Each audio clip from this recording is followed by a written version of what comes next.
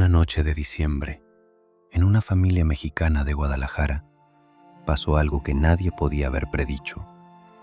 En 3 horas, se rompió una familia de 18 personas que se reunía cada Navidad desde hacía 30 años. Y todo empezó con una sola broma inocente que la tía hizo en la mesa, como muchas veces antes. Pero esta vez la sobrina no se rió y dijo lo que había callado durante 10 años exactos. Esta no es una historia de venganza ni de drama familiar. Es algo mucho más profundo que vale la pena entender. Porque lo que pasó esa noche tiene un nombre técnico en psicología y probablemente está pasando en tu propia familia. Quédate hasta el final, porque la última pregunta es para ti. La familia Ramírez se reunía cada 24 de diciembre en la casa grande de Doña Beatriz. Doña Beatriz era la abuela de todos, 78 años, viuda, la matriarca indiscutible del clan. Tenía 4 hijos y 9 nietos. Y para Navidad llegaban todos, sin excepción, desde hacía 3 décadas. María era la hija mayor de Doña Beatriz, 52 años, casada, 2 hijos ya grandes. En la familia, María era conocida como el alma de las fiestas, la que hacía reír a todos. Tenía un humor afilado, directo, que la familia celebraba como una virtud. «Así es María», decían siempre. Sus bromas tocaban a todos. Los maridos cobardes, las primas vanidosas, los sobrinos torpes, los esposos infieles. Pero una persona recibía más bromas que todas las demás juntas en esa mesa. Esa persona era Sofía, la hija mediana de Andrés, el hermano menor de María. Sofía Ramírez tenía 32 años esa Navidad de la historia que voy a contarte. Trabajaba como maestra de literatura en una preparatoria pública del centro de Guadalajara. Era una mujer reservada, leía mucho, hablaba poco. Vivía sola en un departamento pequeño. Para la familia Ramírez, Sofía era la rara, la que nunca se casó, la que prefería estar sola. Cada Navidad, durante los últimos 10 años, María tenía una pregunta lista para Sofía en la mesa. ¿Y para cuándo el novio, mija? ¿Sigues sola en ese departamento triste? ¿Cuándo nos vas a dar nietos? Y cada Navidad, Sofía se reía. Bajaba la cabeza, sonreía suavemente y dejaba pasar la broma. Lo que la familia no sabía era que a los 22 años algo le había pasado a Sofía. Algo que ella nunca contó. Algo que cambió todo lo que ella era por dentro, en silencio. Pero la familia nunca preguntó. La familia solo hacía bromas. La noche del 24 empezó como todas las Navidades anteriores en la casa de Doña Beatriz. 18 personas, incluyendo niños, llenaron la sala con sus voces, sus risas, sus abrazos. Olor a pavo asado en el horno, ponche caliente en la cocina, música de villancicos sonando bajito. Sofía llegó la última, como siempre, con una caja de galletas que había hecho ella misma. María estaba ya con su segunda copa de vino, contando una historia que hacía reír a sus hermanos. Apenas vio a Sofía, María soltó la primera broma de la noche sin pensar mucho. «Ya llegó la solterona del año. Pasa, mija, antes de que se te haga aún más tarde para todo». Todos se rieron. Sofía sonrió, dejó las galletas en la mesa y abrazó a su abuela. Doña Beatriz la abrazó fuerte y le dijo al oído: «No le hagas caso, así es tu tía». Como si esa frase fuera la cura, como si llevara 10 años funcionando para alguien. Pasaron a la mesa. 18 personas, 5 hablando a la vez, niños corriendo por debajo, y María en la cabecera hacía lo que mejor sabía hacer, ser el centro de atención. Lanzaba bromas a uno y a otro, a su hermano Ricardo, el que sigue temiéndole a su mujer, a su prima Pilar, la que se vuelve a pintar el pelo cada 15 días sin éxito, a los sobrinos jóvenes, los que viven pegados al teléfono y ya no saben hablar como humanos. Y todos reían. Porque María era directa, y la familia Ramírez celebraba la dirección como honestidad. Pero la verdad era otra. María estaba probando, sin saberlo, qué tan tenso estaba el aire esa noche. Como una serpiente que toca el suelo antes de elegir dónde morder con calma. Después del plato fuerte, cuando los platos estaban vacíos y las copas vacías por tercera vez, María miró directamente a Sofía, al otro lado de la mesa, y sonrió con cariño aparente. «Sofía, mija, tengo que preguntarte algo en serio». Todos voltearon. La mesa se quedó en silencio. «Ya tienes 32 años. ¿Sigues sin novio?», ¿O simplemente ya no quieres uno? Algunas risas suaves alrededor. María continuó, animada por la atención que recibía esa noche. Mira, mija, te lo digo con cariño. Eres difícil, demasiado seria, demasiado callada, demasiado todo. ¿Cómo va a aguantarte un hombre así? Necesitas suavizar un poquito ese carácter, mija. Y si no quieres marido, está bien también. Pero alguien que te aguante, sí. Porque sola te vas a quedar. Todos se rieron. Incluso Andrés, el padre de Sofía.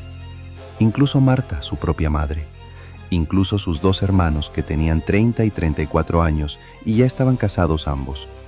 Sofía bajó la mirada a su plato. Se quedó quieta, muy quieta, por 30 segundos completos. Nadie se dio cuenta. La conversación siguió. Los niños pidieron postre. Alguien sirvió más vino, hasta que Sofía levantó la cabeza y todos, sin saber por qué, voltearon a verla al mismo tiempo. «Tía María», dijo Sofía con voz tranquila pero firme, «quiero preguntarle algo a usted ahora». María sonrió, esperando otra broma. La sobrina rara, finalmente, le devolvía la jugada. ¡Qué emoción! Hace exactamente 10 años, en esta misma mesa, en esta misma cena, usted me hizo la misma pregunta. No el mismo día, claro, pero la misma broma exacta, sobre mi soltería, sobre que era difícil. ¿Se acuerda? Yo tenía 22 años y todos se rieron, igual que hoy. María empezó a sonreír menos. Algo en el tono de Sofía no era una broma esta vez. Lo que ustedes no saben es lo que pasó esa misma noche, cuando llegué a mi departamento. Esa noche, cuando cerré la puerta detrás de mí, decidí no querer seguir viviendo más. La habitación se quedó completamente en silencio. Hasta los niños sintieron algo y dejaron de hablar. No se lo dije a nadie, por 2 razones que voy a explicarles ahora con calma. La primera razón, porque en esta familia mi dolor siempre fue la broma de alguien más. Cuando lloraba a los 7 años, todos decían que yo era la dramática de la casa. Cuando me costó la preparatoria a los 16, todos decían que yo era la floja aquí. Cuando dejé a mi novia a los 22, todos preguntaron qué le había hecho yo a él. Nunca, nadie en esta familia me preguntó qué me había pasado a mí por dentro. Porque tía María hacía la broma, y todos reían, y la conversación seguía, y yo me iba a casa. Y la segunda razón por la que no se los dije fue esta, y duele decirla en voz alta. Porque sabía que no me iban a creer. Porque la versión oficial siempre fue que yo era la rara, la que exageraba, la que no entendía la broma, la que se ofendía por todo, según ustedes. 10 años, 10 navidades, 10 veces la misma broma, y 10 veces me reí. Hasta hoy. María se quedó pálida, bajó la copa de vino lentamente, por primera vez en la noche, sin palabras. Sofía, mi hija, era una broma. No sabía que tú estabas pasando por eso, en serio. Lo sé, tía, lo sé. Era una broma para usted, nunca lo fue para mí. Andrés, el padre de Sofía, miraba a su hija como si la viera por primera vez en su vida. Sofía, no exageres, todos te queremos. Es nuestra forma de demostrar el cariño en esta familia. Papá, dijo Sofía sin levantar la voz, ¿cuántas veces me has llamado tú mismo rara en esta mesa? ¿Cuántas veces te reíste cuando tía María me hacía sus bromas? ¿10? ¿50? ¿100? Andrés no contestó. Bajó la mirada. Por primera vez en su vida, no encontró palabras para defenderse. Doña Beatriz, la abuela, intervino con su autoridad de matriarca de 30 años de mesa. Hijita, en esta familia siempre hemos sido directos. Es nuestro carácter, mija, no te lo tomes así. Abuela, dijo Sofía con respeto, hay una diferencia entre directos y crueles. Aprendámosla esta noche juntos. Marta, la madre de Sofía, empezó a llorar en silencio, sin moverse del lugar, sin decir nada. Y entonces algo inesperado pasó en la mesa, algo que nadie había planeado para esa noche. Andrea, la prima de Sofía, dijo, «Tía María, a mí también me hace lo mismo, desde siempre». su hermano menor, Diego. Y a mí, cuando dije que quería ser músico, todos se rieron en esa mesa. Una sobrina de 14 años, casi en lágrimas. A mí me dicen gorda en cada cena familiar. Una a una, las voces empezaron a salir, cosas que habían estado guardadas durante muchos años.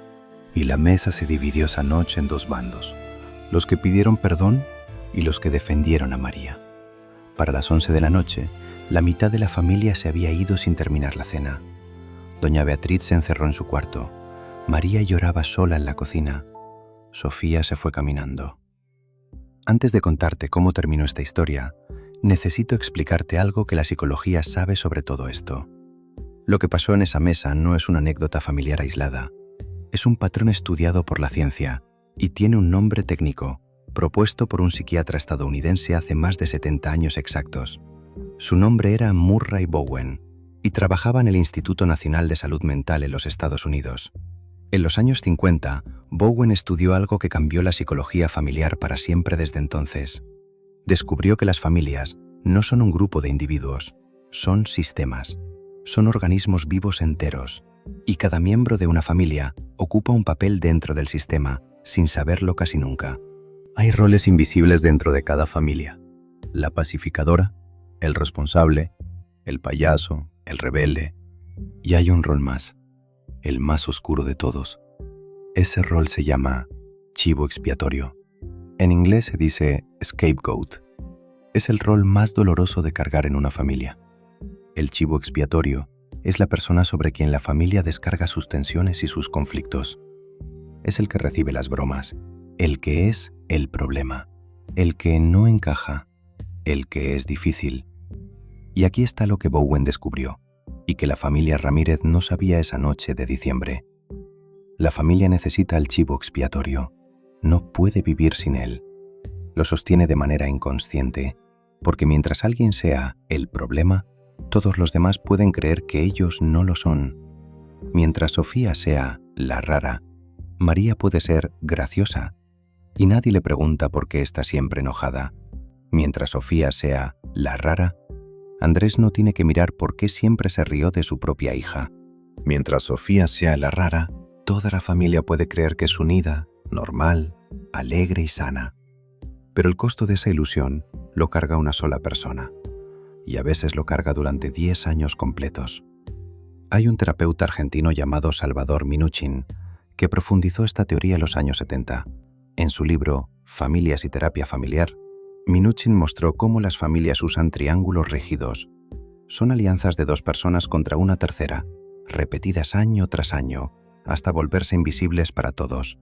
Y hay algo más profundo todavía, descubierto por el filósofo francés René Girard en sus investigaciones.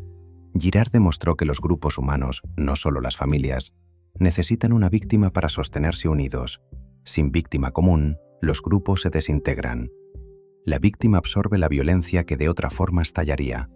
Por eso la familia Ramírez se rompió esa noche, no por culpa de Sofía, sino porque ella dejó de cargar. Cuando el chivo expiatorio se niega a seguir siéndolo, el sistema entero entra en crisis profunda. Y Bowen escribió algo que vale la pena recordar antes de seguir con el final de esta historia. El chivo expiatorio es, casi siempre, el miembro más sano de la familia. Es el único que siente la verdad.